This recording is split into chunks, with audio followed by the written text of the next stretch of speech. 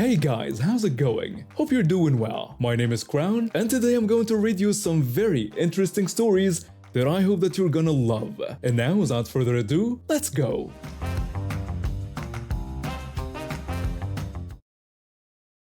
Being one of triplets, life was always an adventure. My brothers and I were inseparable, doing everything together from wearing matching outfits to celebrating every milestone as a trio. We even emigrated to the US as a unit, facing the challenges of a new country side by side. But life had other plans for us.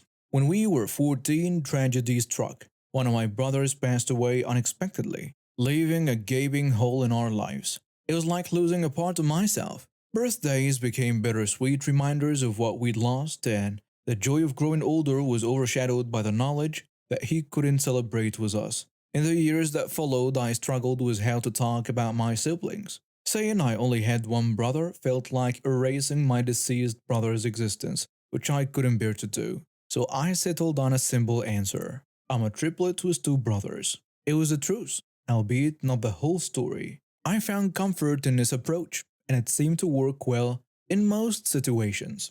Fast forward to 3 months ago when I started my new job at a medical clinic. I was excited about the opportunity, hoping to gain experience before applying to medical school. My coworkers seemed nice enough, though I still felt like an outsider. When they asked about my family, I gave my usual response about being a triplet. No one pressed for more details, and I was grateful for that. Everything was going smoothly until my car broke down one week. My surviving brother, always there for me, offered to pick me up every day. And that's when the trouble started. One of my coworkers, let's call her Karen, saw my brother and apparently took a liking to him. She approached me in the break room, a mischievous glint in her eye. "Hey, who's that hottie who's been picking you up?" "Oh, that's my brother." "Really? He's cute. Can you set us up?" I felt a twinge of discomfort but tried to let her down gently. "Sorry, but he has a girlfriend." "What about your other brother? Is he single?" My heart clenched at the mention of my deceased brother, but I managed to keep my composure. "He isn't available either." I thought that would be the end of it, but Karen's expression turned suspicious. She didn't press further, but I could tell she wasn't satisfied with my answer. A few weeks passed, and I started noticing whispers and odd looks from my coworkers. One day, while I was eating lunch in the break room, I overheard Karen talking to a group of our colleagues. "I'm telling you, something's not right. I checked her brother's Instagram, and he's totally single. She lied to me." I was baffled. My brother never had an Instagram account. I figured Karen must have mistaken one of my cousins for my brother, but I didn't want to engage in a gossip. I tried to ignore it and focus on my work. The next day, things took a turn for the worse. 3 of my coworkers cornered me by the water cooler, their faces concerned and disgusted. "What's wrong with you? How could you protect someone like that?" "What are you talking about?" "Your brother. The one with SA allegations from college. Karen found out from someone who went to your school." I felt like I'd been punched in the gut. My mind raced, trying to make sense of what they were saying. That's impossible. My brother died when he was 14. He never went to college. Their expressions changed from accusatory to confused, then back to angry. "Why are you lying? First, you didn't tell us your brother was single, and now you're saying he's dead? What's your problem?" They called Karen over, and suddenly I was surrounded by 4 angry faces. "I can't believe you'd make up such a horrible lie. Your brother is alive and you're covering for him." I felt tears welling up in my eyes, but I knew I had to prove them wrong. With shaking hands, I pulled out my phone and showed them pictures from my brother's funeral. Images of us at his grave and photos of my surviving brother and me holding his picture at our graduations. The mood in the room shifted, but not in the way I expected. "Why didn't you just tell us your brother was dead? Why did you lie about it?" I didn't lie. I always talk about my brothers this way. It's how I cope with the loss. But they weren't listening. They accused me of being untrustworthy, of misleading them.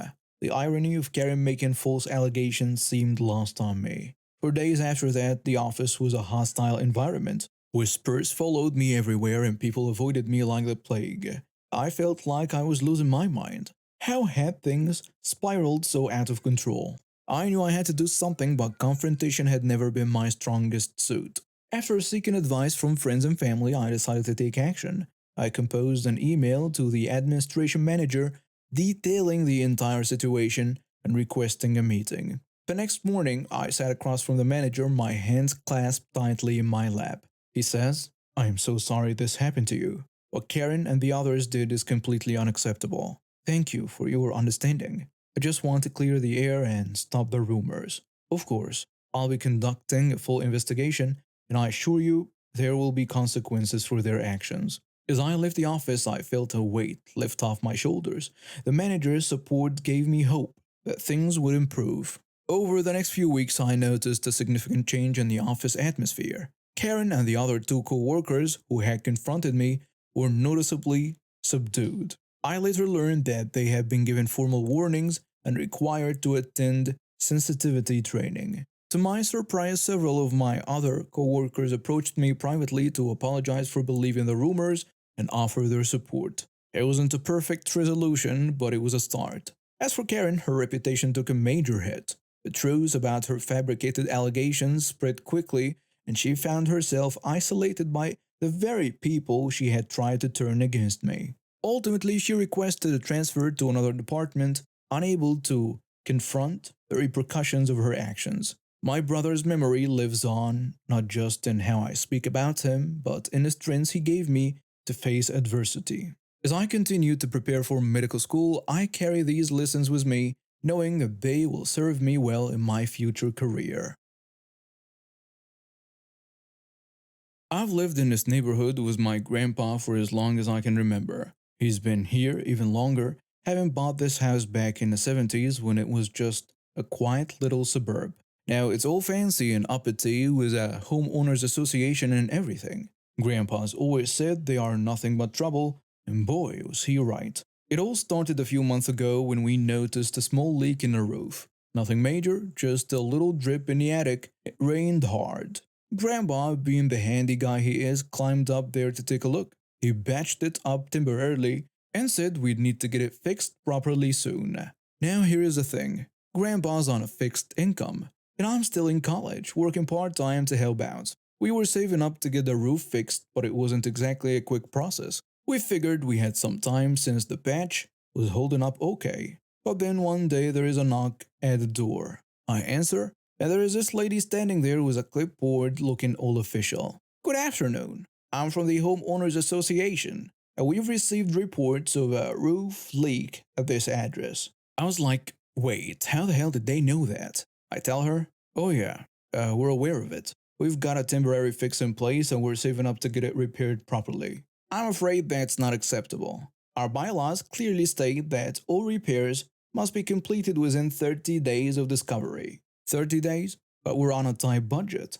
We can't just magically make money appear. That's not the association's concern. You have 1 week to begin repairs or we'll be forced to issue fines. I tried to explain our situation, but she wasn't having any of it. She just handed me a notice and walked away. I showed it to Grandpa when he got home from his doctor's appointment, and he was furious. Those busybodies. Don't they have anything better to do than harass an old man? What are we going to do, Grandpa? We'll figure something out. Don't you worry. But a week passed and we still didn't have enough money for the repairs. True to their word, the Homeowners Association started issuing fines. $100 the first day, $200 the next, and so on. It was ridiculous. I tried reasoning with them. I went to their office and spoke with the president of the association. "Please, you have to understand, we're doing our best. We just need a little more time. Rules are rules, young man. If we make an exception for you, we'd have to do it for everyone." But this is my grandpa we're talking about. He has lived here longer than most of you have been alive. That's irrelevant. If the fines aren't paid and the repairs aren't made, we'll have no choice but to pursue legal action. I left that office feeling defeated and angry. How could they be so heartless? Grandpa had always been a good neighbor, always helping out where he could. And this is how they repay him? The fines kept piling up and we were at our wits' end. We'd managed to scrape together enough for the repairs. But now we had all these fines to deal with. It seemed like we were going to lose a house one way or another. But then nature decided to step in, teach everyone a lesson.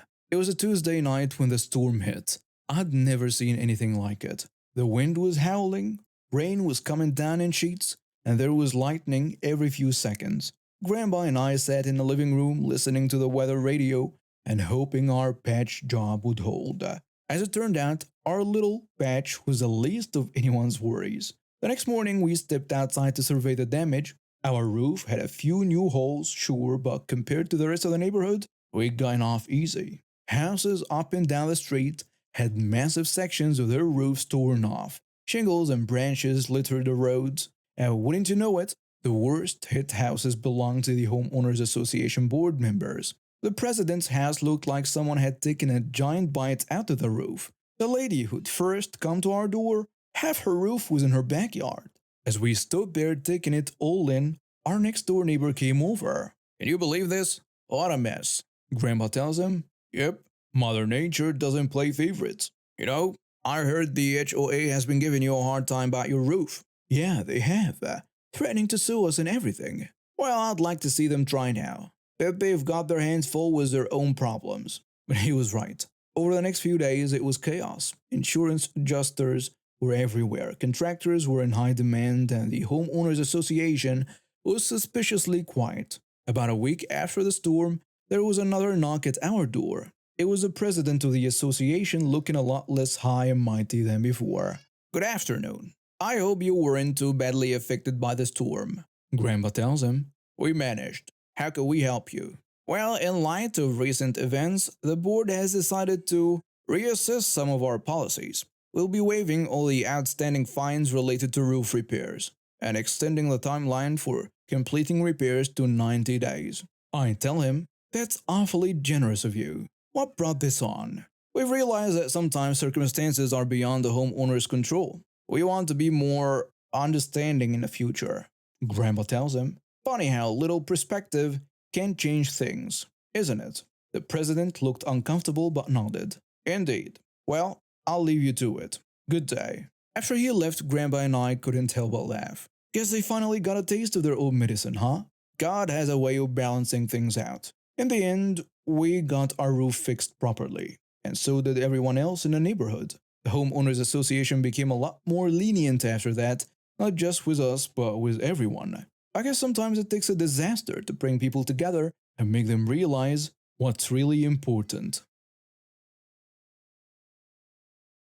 I'm a 28-year-old woman living in a cozy apartment in a city. After a string of disappointing relationships and a particularly nasty breakup last year, I decided to take a break from dating. I focused on my career, picked up new hobbies, and spent time with my friends. It was during a company mixer that I met him. He was charming, witty, and seemed genuinely interested in my work. We hit it off immediately, talking about everything from the latest tech trends to our favorite sci-fi shows. After exchanging numbers, we started texting regularly. At first, I was hesitant to jump into anything serious, but as weeks turned into months, I found myself looking forward to our conversations more and more. He was different from the guys I'd dated before, attentive, respectful, and ambitious, and when he finally asked me out on a proper date, I could not resist. Our first few dates were magical. We'd spend hours talking at quaint cafes, exploring art galleries, and even went on a spontaneous road trip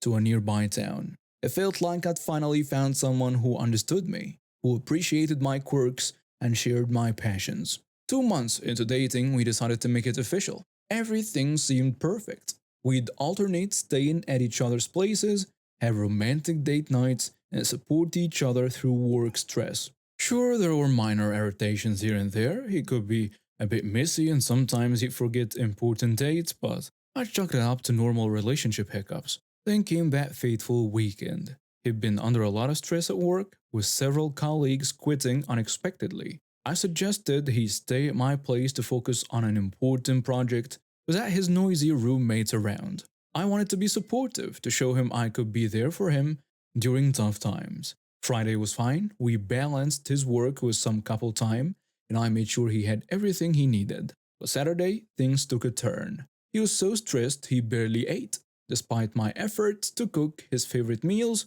I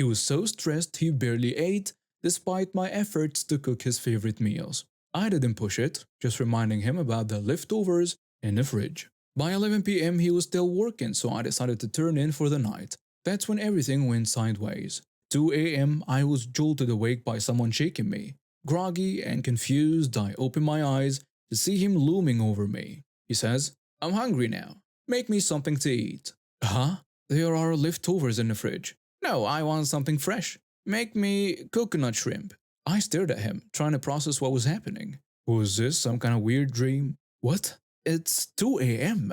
Just heat up the leftovers if you're hungry. You're my girlfriend. It's your duty to cook for me when I'm hungry, whenever I want. That woke me up fully. I said, anger replacing confusion. Excuse me? My duty?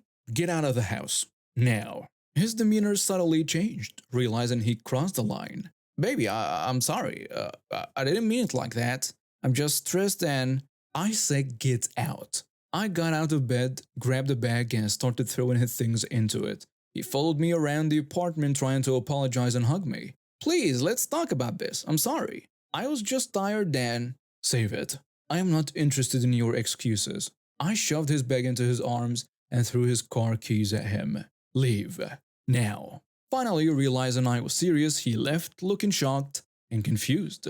I slammed the door behind him and locked it, my hands shaking with anger and disbelief. The next day, my phone was flooded with missed calls and text messages from him.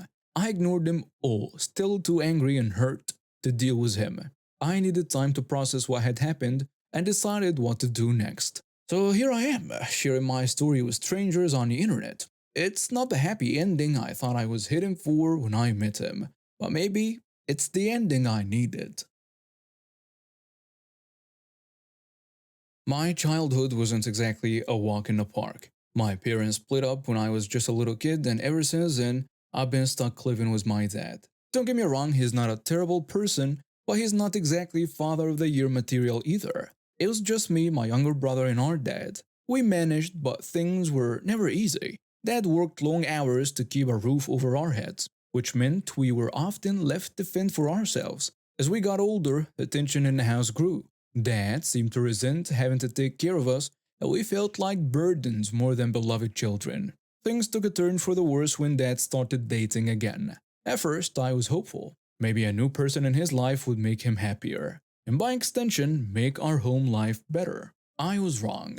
The day Dad introduced us to his new girlfriend, I tried to keep an open mind. She was pretty and seemed nice enough at first glance, but it didn't take long for her true colors to show. Hey, nice to meet you. Welcome to our home. I tell her. Oh, aren't you sweet? I'm sure we'll get along just fine. Those words couldn't have been further from the truth.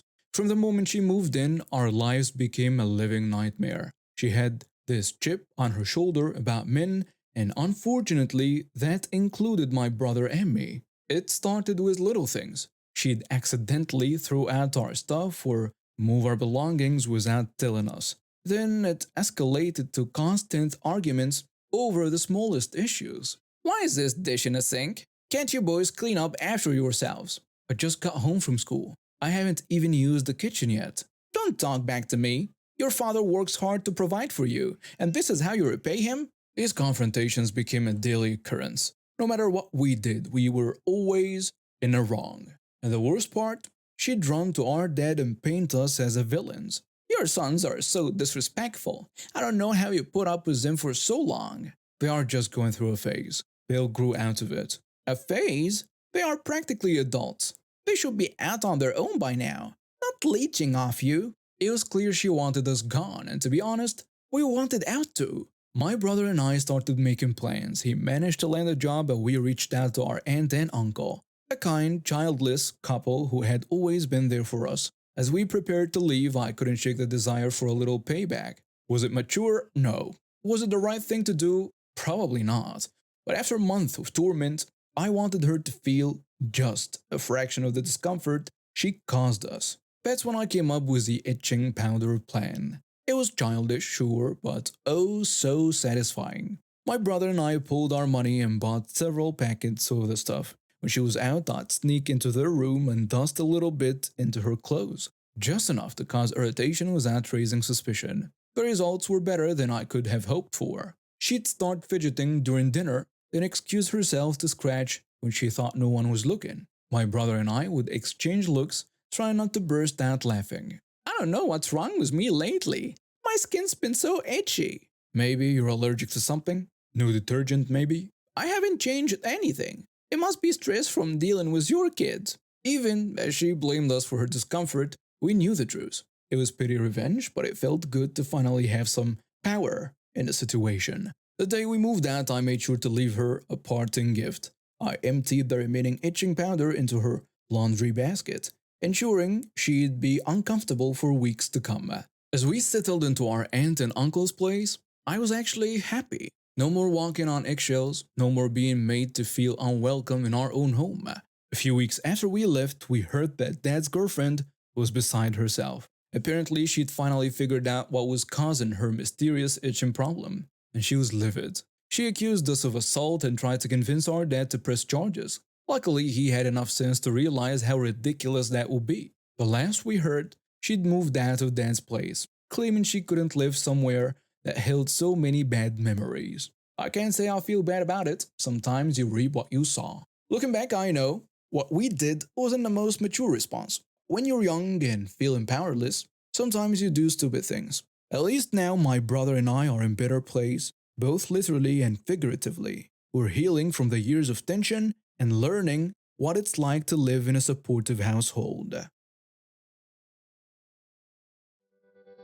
And now we have reached the end of today's stories. Thank you for watching and see you next time.